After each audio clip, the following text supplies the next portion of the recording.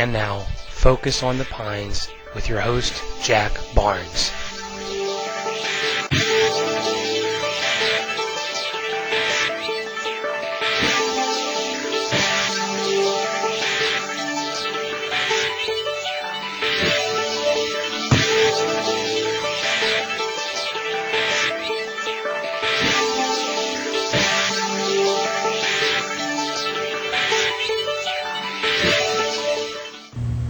Hi, I'm Jack Barnes, and welcome to Focus on the Pines, where we bring you news, views, and interesting people from in and around Ocean Pines. Today's a special treat. We're at the studio of Robert Barnes, one of the premier artists on the Eastern Shore, and one that's had his works recognized as far as the National Lighthouse Museum in New York City. Few people realize that Bob is not only one of the finest artists around, but he's also an historian and being brought up on the Eastern Shore with an intense interest in the history of what's gone on in our Delmarva Peninsula. We're fortunate today that Bob has agreed to share some of these stories with us, and today we're going to be hearing about Washington and Lee's connection to the Eastern Shore. And Bob, let me welcome you to Focus on the Pines. Thank you very much. I appreciate it. A lot of people have no idea that there was some kind of a connection between Washington and the Eastern Shore, but this all comes from the Custis family. Now, I became very, very interested in it because, as happens, my wife is in the Custis family. And when we were married, after we got married, the Custises have a family reunion once a year, and we go to it, and it's the first Sunday after Mother's Day. I always knew that there was some kind of a historic connection with the Custis family. If you travel south on Route 13 down through Northampton County, just before you get down to, it's around Eastville, which is the county seat of Northampton County. And just before you get there, there's a sign on the right-hand side of the highway, which is one of those historic signs, and it points out where the Custis tomb is. That happens to be the tomb of John Custis IV, who became the patriarch of the family. The Custises go back an awful long time, so I'm going to fill in, if you will, just who they were, what they were, and how Washington came into this. The Custises were English, and they were an English family, but they did a lot of migrating, and they left England and they traveled to Denmark, and they settled there. From Denmark they went to Sweden, and from Sweden they went to Holland. And then when they left Holland, they came to the New World. Now we're talking about the very early 1600s, sometime after Jamestown had been settled, but it was in the early 1600s. And when they got to the New World, they settled in what is now Northampton County, or a part of the Eastern Shore of Virginia. They also started, they farmed, and they had a plantation there. The name of the plantation was Arlington. Now the Custises were interested in this point. No Custis was to marry for love. All the marriages were arranged. And what caused the arrangement was money. They were only interested in acquiring wealth, and a lot of it. Williamsburg had been settled, and this is where they went for most of their spouses, Williamsburg. They also had a plantation at Williamsburg, and they had a great home built there. It was an unbelievably nice house. As a matter of fact, the Historical Society, which is Colonial Williamsburg, wanted to replace the home, and they couldn't, or they decided they couldn't because of the finances it would entail to rebuild this home. But they said it was a great mansion with 6 chimneys, is how it is referred to. That's a lot of chimneys. Yeah, 6 chimneys. But they did find, and in unearthing some of the things, they did find the Custis kitchen, and they are restoring that, the Custis kitchen, because the kitchens were always a separate house, a separate building from the main home. Now, so that's something that if you go to Williamsburg today, you could ask to see the restoration. You could ask to see it, yes, okay. and that it is. It's not one of those things where they jump out there and they build it in 6 months. It's going to be years and years and years of being done, but that it is being restored. Even as great as this home was in Williamsburg, this was not the main home of the Custises. The main home was in Northampton County on the eastern shore of Virginia, on the plantation that was named Arlington. Now, I said that the Custises married, all marriages were arranged. So when it was ready for John Custis to marry, he traveled with, of course, his father was alive then, and they went to Williamsburg, and they made arrangements, however these arrangements happened to be, for him to marry a lady whose maiden name was Park, and spelled P-A-R-K-E. And the strange thing with this, and I have a lot of fun thinking about it sometimes, they did get married, and they did have children. They despised each other from the day that they got married throughout their entire life. And there's one story that was told to me by the family, and I was delighted when years later I read the same story in a history book. But what happened was, as I said, they hated each other to the point they didn't even speak to each other. And the way they communicated, Mrs. Custis, whose maiden name was Park, she always referred to her husband, which was John Custis, as Mr. Custis. And he always referred to her as Madam. But when they spoke to each other, they did not speak directly to each other. They spoke through slaves or animals.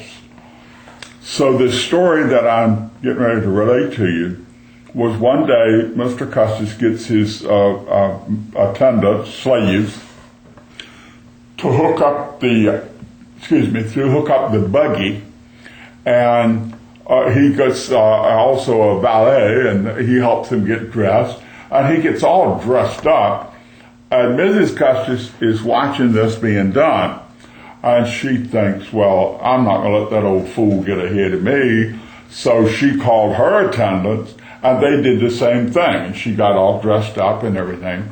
And by that time, the slave had brought the buggy around to the front of the house, and he goes out and gets in the buggy, but there she is, holds out her hand. Well, the attendant helps her in the buggy, and he can't say a word.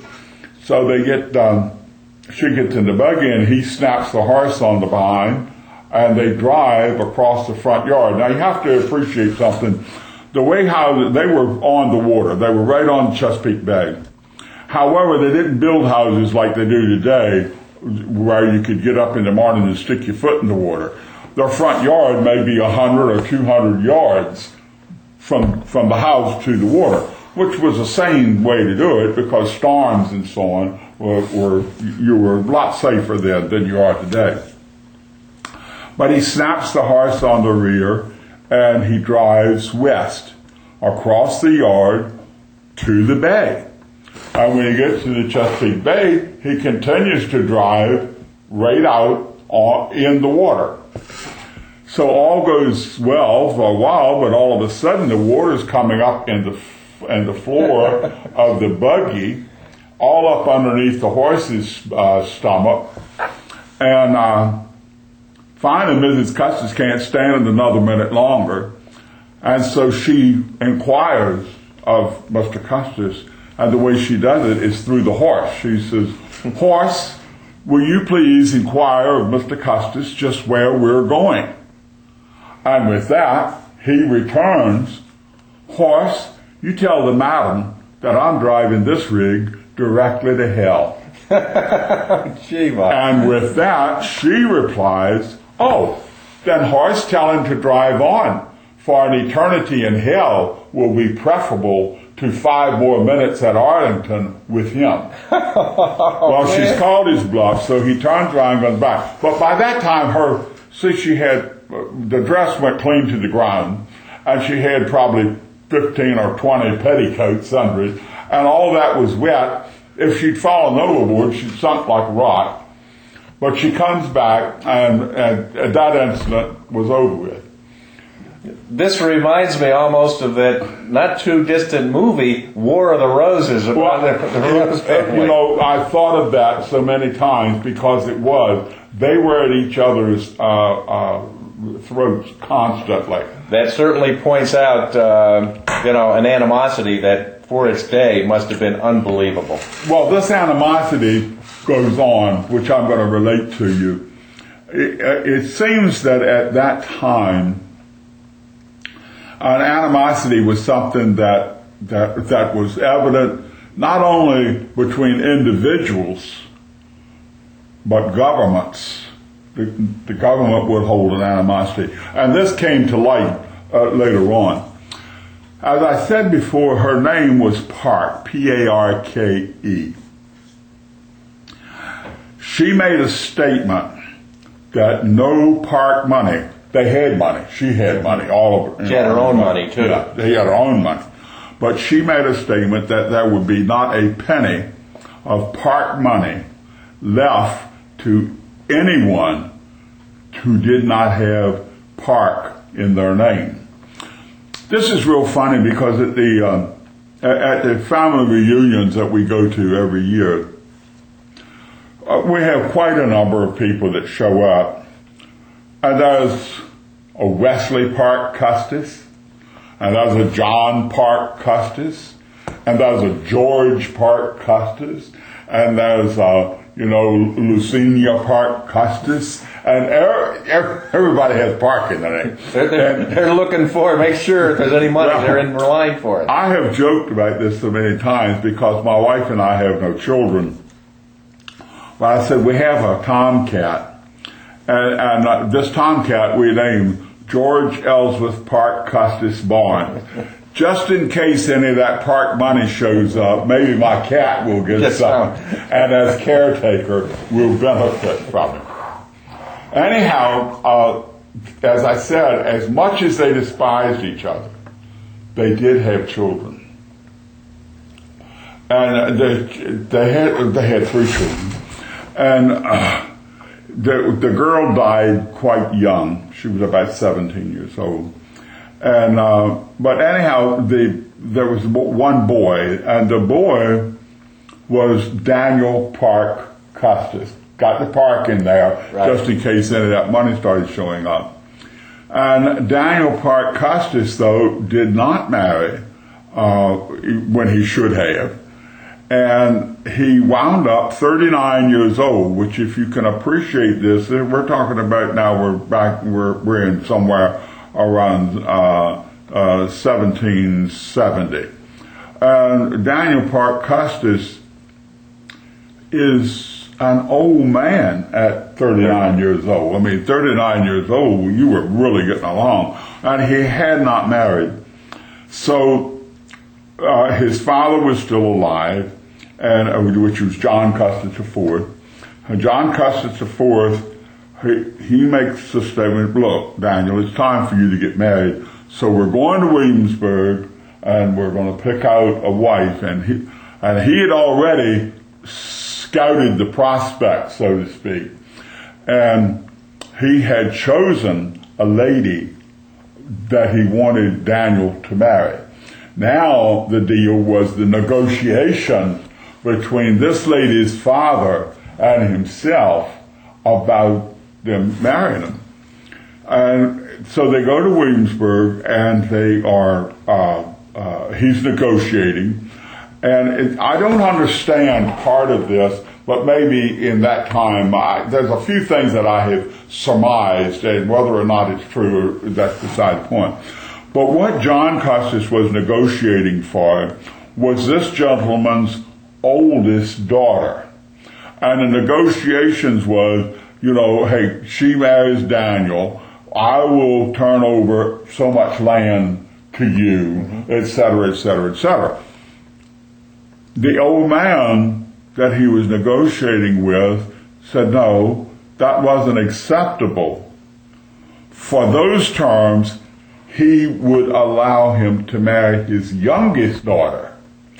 Well, see, that always puzzled me, because, of course, in our modern times, the most desirable is always the youngest, That's true. The most beautiful, and so on. But the most desirable there was the oldest daughter, and the only thing I can think of that could have come into this was birthright.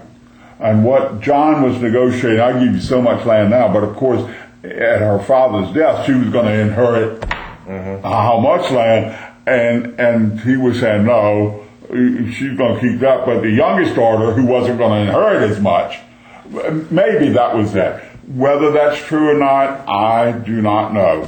But however, the younger daughter is the one that came into play here, not the older daughter. Well, neither of them came into play. What happened was, while he was negotiating with this family, Daniel Park was out here courting on his own. And I guess quite diligently. And he met a lady named, look at me now, Martha Dandridge. And he comes back to Martha Dandridge is poor. She's got no money. Her family has no land to trade or anything. And Daniel Park tells his father, look, Dad, I've met a lady I want to marry, Martha Dandridge. Well, John Custis liked to have a fit. I can imagine. He didn't want any or anything. As a matter of fact, John Custis, for all of his years, he never referred to her as anything else but that Dandridge woman. But to no avail, Daniel Park married Martha Dandridge. Martha Dandridge was 19 years old, and Daniel was 39. So there's 20 years difference there, and which was a lot, especially in that time. But he did marry Martha Dandridge, and he brought her to the eastern shore of Virginia. They made their home at Arlington Plantation, and they had children. As I said, John despised her and never referred to her as anything except that Dandridge woman. But in the years, all the Custises were lost, had died, except for this family, this Daniel Park, Martha. They had 3 children. Well, what happened was, because of this animosity that was there, a will was never made out. Now, it is law in Virginia then, and it is law in Virginia today. But this is not the only place. There are other states in the Union that have the same law is that if a spouse dies and you have not left a will, then the lady gets what is called the widow's third. And that's it. Regardless of how big that they have, the widow's third is all they get. Well, they were married in 1790, and in 1777, Daniel died. That leaves Martha, the widow, 2 children, and the widow's third. And that's it of the Custis estate. But still a pretty large chunk of Well, we're going to estate. come to that. It was a lot of money. So what happened, Martha stayed a widow for 2 years. Of course, they had a plantation at Williamsburg, and she spent some time at Williamsburg, probably spent a lot of time at Williamsburg, even though the home plantation was still Arlington. And it was there that she met, and 2 years after she was a widow, she married George Washington. Aha. So Martha Dandridge married George Washington. And that's now the person we always know so well, Martha Washington. Martha Washington. That's who we're talking about. Martha Washington was Martha Dandridge. And Martha Dandridge became Martha Custis. And if you look now, George Washington's spouse was Martha Dandridge Custis, and then married Washington. When they got married, and when she married George Washington, I think this is interesting. Look, they had a great marriage. They were married for 40 years. They had a wonderful marriage. However, maybe it's my sinister thinking, I always felt that George had his eye on Martha and Martha's purse as well as her person. Now, the reason I say this, when she married George Washington owned 5,000 acres of land. That sounds like a lot of land today, but it wasn't a whole heck of a lot at that time. And George Washington owned 40 slaves. He also owned Mount Vernon, but the way he got Mount Vernon, he always loved Mount Vernon. But Mount Vernon was not his. Mount Vernon belonged to his brother. And when his brother died, brother left the plantation, Mount Vernon, to his widow, who they were not in a financial situation that they could keep it up. And so it really went down. It was in a shambles. And she left it to George. And when he inherited it, it was in a shambles. Big mess. Yeah, it was a mess. So anyhow, but she married George Washington. George Washington had 5,000 acres of land, and he owned 40 slaves. I bring the slaves up, and that was a black area in our history. It was a terrible time. However, if you put yourself at that particular time, if I know how many slaves you own, it's just like today, me going to your bank and saying, look, I want to see his bank account. I mean, that told you what your worth was. Mm-hmm. Slaves were expensive. We're talking about a time when, my heavens, $200 a year was a lot of money to make. Well, a field hand slave was as high as $1,000. Wow. And so you're talking about a lot of money. George owned 40. Martha, and you have to keep in mind that what I'm speaking of here, Martha is only 1/3 of the Custis estate. Martha owned 17,000 acres of land. Martha owned 500 slaves. Whoa. Now, I just get choked up sometimes thinking about that, because you have to think the Custis family owned 1,500 people. You know, that is so astounding to me. But anyhow, Martha owned 500 slaves, 17,000 acres of land. She owned fisheries. She owned grist mills. She owned timber companies. She owned lumber yards. She owned a shipping company. The shipping company that we're not talking about little coastal shipping. Of course, shipping was what it was at that particular day. But she owned a shipping company that went from the New World to England. She would carry whatever imports and exports there may be. But she owned a shipping company. So with that, you think about this, Martha was almost like the Bill Gates of that area, Good point. of the late 1700s. And that was only 1/3 of the family. And that was the point. That was only 1/3 of the Custis total income. So anyhow, Martha then moved to Mount Vernon.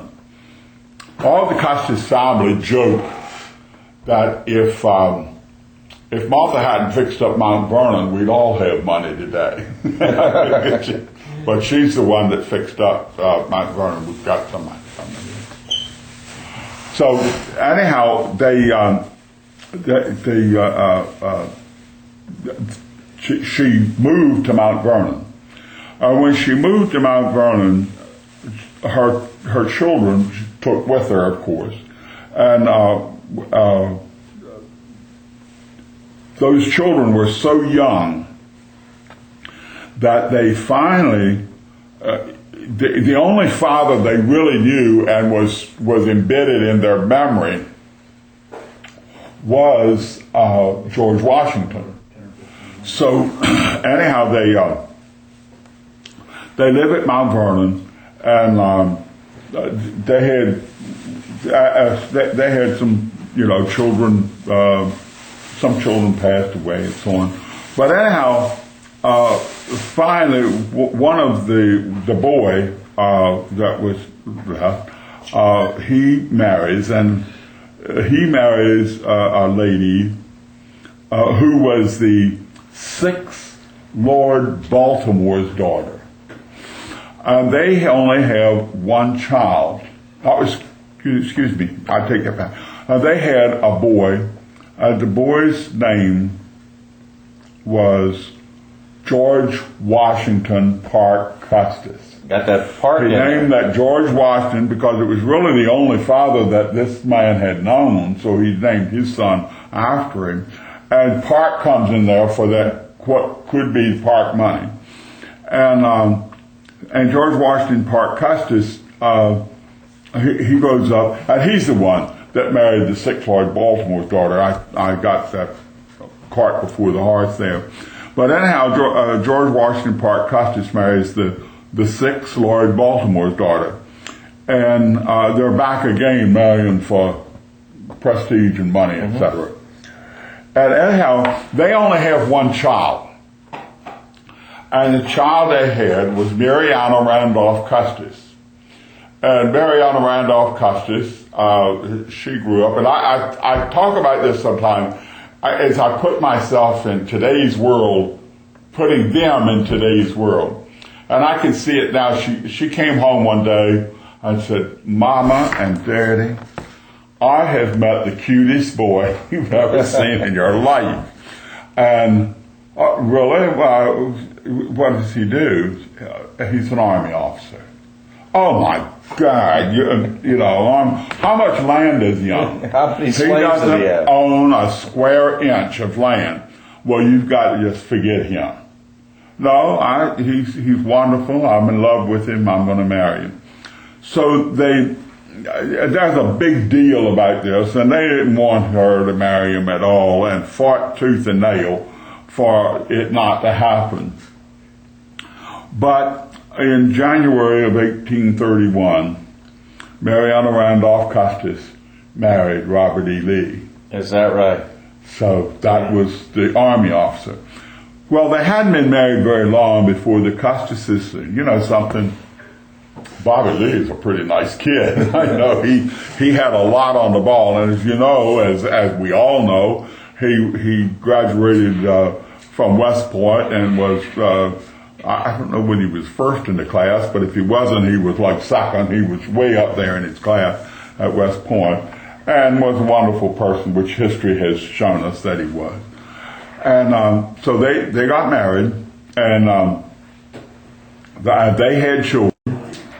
And they had, as a matter of fact, they had 7 children, and all of those 7 children were born in the Lee Custis mansion. Now let me bring that up. The Custises owned plantations everywhere, and as they owned in Williamsburg, and they owned on the eastern shore of Virginia, Arlington, and then they owned a plantation on the Potomac, and this is where George Washington Parke Custis was living at the time. He was living at the time. And he saw, no, they weren't living there. He wasn't living there. However, the mansion, when Lee and Mariana Randolph got married, they moved into that mansion. And the deal was at that particular time, and you can appreciate this, as smart as Lee was, he was not a landowner, and he was going nowhere because he wasn't in the station, a class station that he should have been in. You could have some dummy that had a good class station that become the general of the army or whatever. However, Lee wasn't going to get there. So the Custises realized this, and the Custises said, Mariana Randolph, Bobby Lee is a nice kid, and we think the world of him. And y'all don't own any land, but we're going to make you landowners. And what we're going to do is we're going to give you the mansion on the Potomac, which had a lot of outbuildings, and also had 1,152 acres of land with it. We're going to give it to you if you don't mind. I guess he wouldn't mind. Well, why would you mind? But they wanted to make sure that they weren't stepping on toes and stuff. And Mariana Randolph's reply was, we greatly appreciate, because she knew what was happening too. She knew what this was going to do for them in their station of life. And she said, we greatly appreciate the gift of the land. And if you don't mind, what we would like to do is name our farm after the home place on the eastern shore of Virginia. Well, I don't know if it was called the eastern shore of Virginia at that time, but they were talking about the place down here. So she named their farm, their 1,152 acres, Arlington. After the eastern shore. After the plantation down here. That. So that's where the name Arlington came from for what is now our National Cemetery. What happened with the National Cemetery is when Lee went with the Army of Virginia. Now we're going to talk about the vendettas that come across from governments and individuals. Now we might have to save some of this for another time, but we want to get into Martha's participation explain to our viewers what happened relative to Washington's need for basically outfitting for his army. Oh yeah, well this was when she and George, when Martha and George were married. Of course, George became the commander-in-chief of the Revolutionary Forces during the Revolutionary War, and our colonial army. And the army was a ragtag army, which history tells us, and we know. And they did not have they didn't have all that they needed. They didn't have muskets and so on, and horses, and then we get down to personal things just like boots and clothing, etc. And Martha's money bought a lot of what we had, even though we were still sparse. But it could have been that if it hadn't been for Martha, they had nothing. So a lot of her money went to actually equip our Continental Army. And a lot of that money from the Continental Army, it's basically say came from the Eastern Shore. It basically came originally from the Eastern Shore. That's exactly right. Now, I hate to cut you off. This is so fascinating, but we're probably going to have to pull this together give us sort of a roundup here, and we're going to have to sort of bring this to an end. Okay. Well, one of the things I like to bring out is the fact that, like I was talking about the vendettas. The government vendetta was when Lee went with the Army of Virginia on the plantation. Martha's favorite place on the plantation was her rose garden. And what she had, not Martha, but Mrs. Lee, this is Anna Marie Custom.